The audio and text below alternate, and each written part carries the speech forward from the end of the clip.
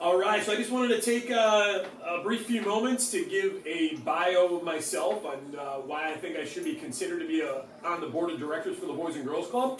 Figure I'd do it as a video bio from our studio. This is actually our office studio in our Allstate Insurance Agency that we put into place. And just a little bit of background about myself. I started in the business, started my first business as an entrepreneur back in 2009. Came across some difficult circumstances. I was, at the time, I was a store manager for Circuit City. That was my first job coming out of college. Started as a sales rep and quickly moved my way up. Found that I was pretty good at sales and became executive at an early age. So in about 9 years of my 10-year career at Circuit City, I was a store manager, and then the last year I was actually a store manager running a $22 million superstore. Half the time, the other half of the time, they had me flying down to home office in Richmond, Virginia, where they had me coming up with innovation concepts, new business concepts for the company. So as I was working at Circuit City, I ended up coming down with some health challenges. I ended up going off of work on disability for a period of time. I was off of work for about 6 months, had some autoimmune issues that were pretty severe.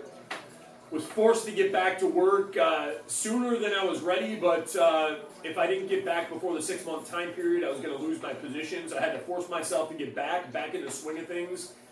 About 3 months in, they put me in an opportunistic, challenging store. I started to turn it around, turn it into one of the top performing stores again.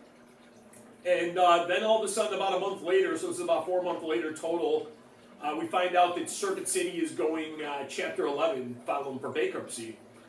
So here I am coming out of the most difficult financial period that I've ever encountered in my life, dealing with health issues, and at the same time, perfect storm. My career within 90 days, everything I know and loved from a work perspective was going to disappear, and I had to do something differently. I always had an entrepreneurial spirit. My father was an entrepreneur growing up, and I saw my dad. He was probably the hardest working man that I've ever met in my entire life. He always just worked and sacrificed getting the shirt off his back for his family to make sure that we went down the right path in life, me and my sister.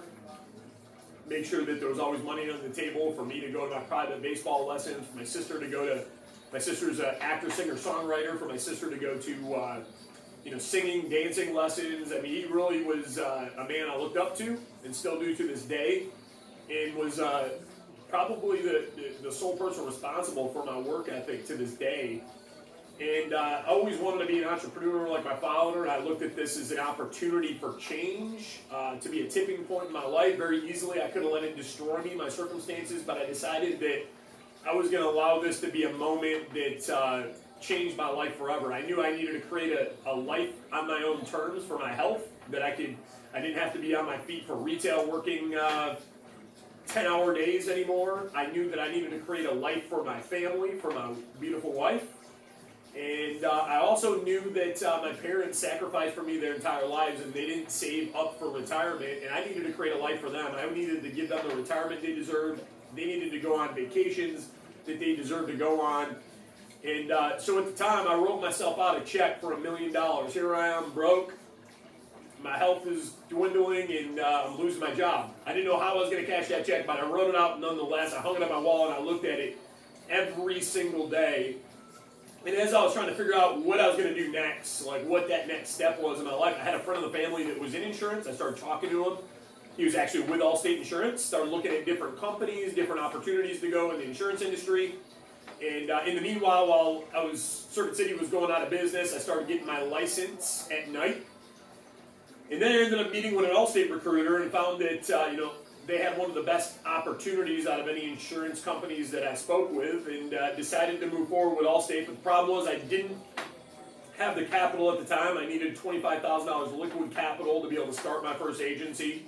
I also had to pay off my debt because I couldn't have any outstanding debt, and had to have my credit in good order. So I didn't know how I was going to do all these things, being in the current situation that I was, and then I saw an opportunity. So it was just a little bit of ambition, a little bit of luck. Liquidators came in, they're clearing out Circuit City, and they told us that any of the open merchandise, any of the display merchandise, customer return merchandise, to get rid of for pennies on the dollar, and just get whatever we could for it. And I then asked them, I was like, well, what would it take for me to be able to just make it simple on you and just buy everything from you? And I negotiated a deal, and I took the last $7,000 out of my 401k. I took the penalty on it, and ended up buying about $70,000, $80,000 worth of merchandise. My wife didn't like it at the time, but I filled my living room up at my old house, literally to the ceiling, with electronics, Bose systems, TVs, you name it. We took all that inventory, I sold it online, I paid off my debt, I paid off all my bills, got my credit in good standing, raised the capital I needed to start my first insurance agency, and 3 months later, after losing my job at Circuit City, I hired 2 people that lost their job with me when the company went under, and we started our insurance agency from scratch, no client base, and it was just a lot of hustle. And I'd say we quickly, within the first month, we became one of the top producing agencies in the state of New York. We grew a $2 million book of business in about a couple of years. In that short time, we replicated the result. We launched another agency. We grew at about double the rate we did in that one. And then we launched another agency. We grew at about double the rate we did in that one. Fast forward to today, I took what was difficult circumstances for me at the time and turned our business into several locations. We've created dozens of jobs in the Rochester community, and we've generated a business that it's at about $18.5 million in revenue to today. I'd say going back to Circuit City days, and I just wanted to share that story with you to show you the kind of guy I am. No matter the circumstances they get in front of me, I find a way. I'm a problem solver. Somebody that can come in and bring fresh, innovative thinking, fresh, innovative ideas to the table to get things done. Since all the way back to Circuit City, I was actually involved with the Boys and Girls Club. We'd come in there and volunteer, and I actually worked with Chip King, since very early on, that's about over 10 years ago now, that we started working with his family during Christmas time, and every year we escalated what we did. We basically help out families in need during the holiday times. That's a big passion for me, is giving back to my community, being able to help others, being able to create opportunities for others, being able to start jobs for people and give them a career path. And we started with the Boys and Girls Club just helping out families. We helped out Chip's family. We worked with his family every year for 10 years. His family's kind of a part of ours now. And we started small, just with that one family, and every year, as I went from Circuit City to being an entrepreneur, owning our business, we expanded our efforts during the holiday time, all the way to last year. We closed down the Grease Ridge Mall, we closed down the Santa Station, we gave out about 2,800 gifts, we helped near 100 kids, I think it was actually about 88 kids total. When you factor in all the families involved, we touched over 100 lives, and we had our team take over the Grease Ridge Mall and made a lot of Christmases happen for kids that wouldn't otherwise have had a Christmas. And again, that's a big passion to me. Growing up, my grandfather was always somebody that would give the shirt off his back and give back to the community, so he was another person that I think passed on that giving spirit. And since then, I've gotten even more active in the community. Since we've grown our business, I actually started my own nonprofit agency, Inspire a Nation.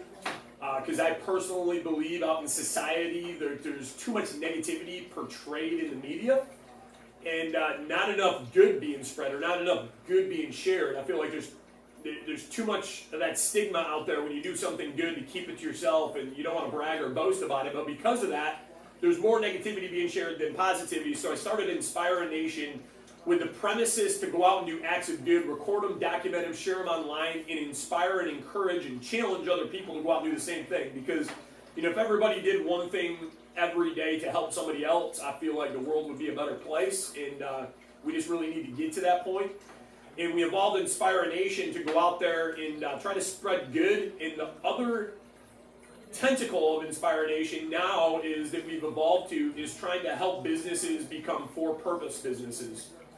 Like, for example, we've made our insurance agency a for-purpose business, where what we're doing this month is for every person that we quote for their insurance policy, they don't even need to do business with us, just for having a conversation, we're going to feed a child in Haiti for a week and integrate that into our business model. Because as I was talking to business owners out there and trying to figure out how can we, business owners being the backbone of America, how can we depend on them and leverage business owners in America to change America as we know it? Because what better resource to do it than small business owners that employ 91% of America? And I figured the biggest obstacle that I hear from the average small business owner is why they don't give back is they don't have the time, maybe they don't have the money, whatever that may be. They're just too engulfed in their business to be able to make time to do what their passion is or be able to get back in their community. And I figured what better way than to teach business owners how to build into their value proposition a for-purpose initiative to be able to give back. To give you an example is Tom's Shoes. Tom's Shoes is a great example of a for-purpose business where they were just a shoe company at one point in time, but they decided to become a for-purpose shoe company where now every time somebody buys a pair of shoes from Tom's Shoes, they actually donate a pair of shoes free of charge to a family in need that can't afford it otherwise. And so what we're trying to do now is take entrepreneurs we encounter, teach them that they can do that same thing. They can have their cake and eat it too. They can make that part of their value proposition, but as they're growing their business, they're actually growing their community activism efforts and able to give back to society in a meaningful way, which also creates a sense of purpose and a sense of meaning for their employees. So, that's where I have a strong passion for just giving back in community efforts, and I think that's another reason why I should be considered for the board of directors position with the Boys and Girls Club. I have a particular place in my heart for the Boys and Girls Club because of how long that I've worked for them, and I feel that kids are our future. And, if we don't start giving them a better opportunity and a better chance, similar to how the Boys and Girls Club are, our future is going to be in jeopardy. And I think that the more opportunity we can give our kids these days, even outside the normal education system, the more support we can give kids, the more mentors we can give kids, the more kids we can touch and help them define their why and their purpose in life, we're going to help them get to that vantage point. We're going to give them something to chase. So instead of when they get to that moment and they graduate school, or on the verge of graduating school, when they can maybe decide to go down the wrong path, but maybe because a mentor stepped foot in their life and helped them define their why and their purpose, that gave them something different to chase, that allowed them to go down the right path.